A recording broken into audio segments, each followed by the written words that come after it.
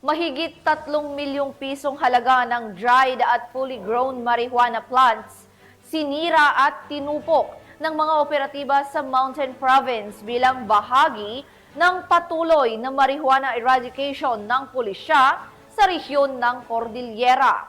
Nakibalita dyan si Patrolwoman Jomalyn Kakanindin.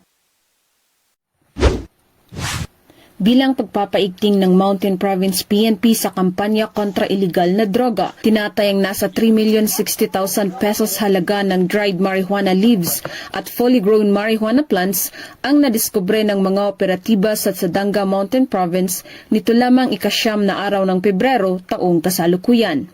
Matagumpay ang operasyon dahil sa pagtutulungan ng mga operatiba sa pangunguna ng Sadanga Municipal Police Station, katuwang ang Mountain Province PPO, RID Procar, RIU 14 at PDEA Mountain Province. Nagresulta ang operasyon sa pagkadiskubre ng 10,500 piraso ng fully grown marijuana plants sa isang communal forest na may lawak na 1,500 square meters at 8,000 gramo ng dried marijuana leaves. Bagamat walang nahuling cultivator, binunot at sinunog ng mga operatiba ang pinagbabawal na tanim at dried marijuana leaves sa mismong lugar pagkatapos makakuha ng sapat na sample upang isumite sa PDEA CAR para sa karagdagang pagsusuri.